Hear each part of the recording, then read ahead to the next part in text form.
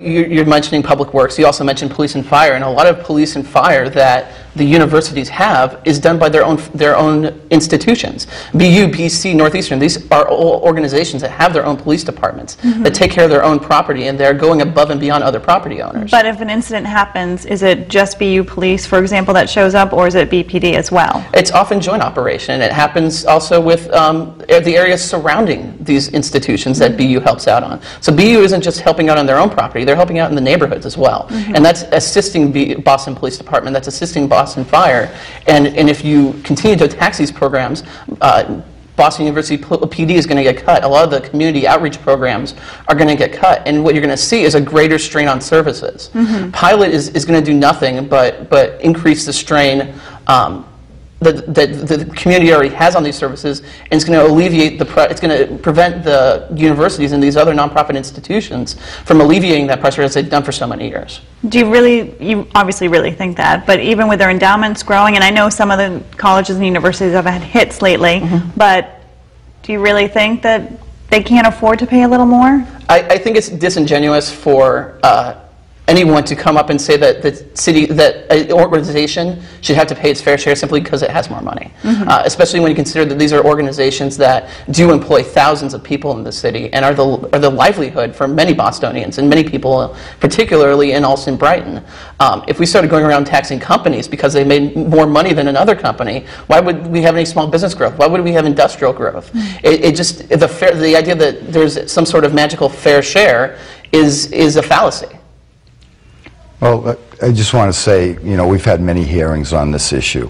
And, for example, Connecticut has it's not a pilot program, it's an assessment that the state assesses all the nonprofits, and then some of the money goes back to the host community.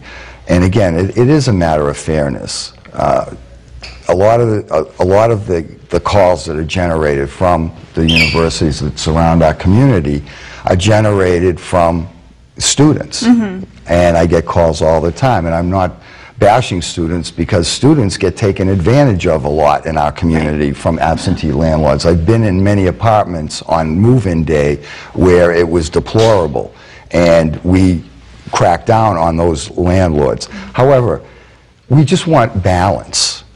There's a big difference between a large university paying $30,000 in pilots and another university paying $4.5 million, like BU is the largest one, to be honest. And I'm sure the one who's paying $4.5 million is going to be grateful to have perhaps a lesser bill at the end of it. And they do have endowments. They are nonprofits, but they have large endowments. Well, and they also do have entities that generate income for them. Right. So, again, a arena, different coffee shops and whatnot that they rent out to companies, businesses, what have you, to make money.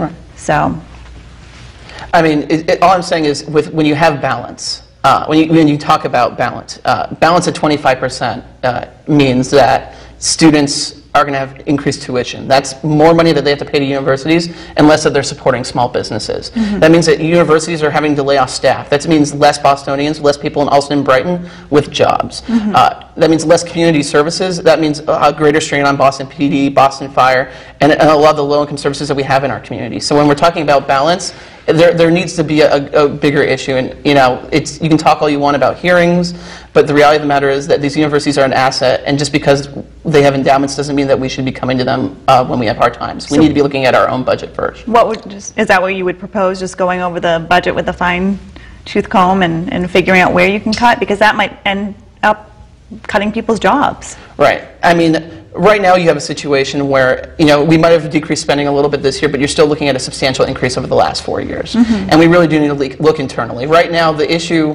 one of the biggest line items in the budget right now is transport for city employees. It's health insurance.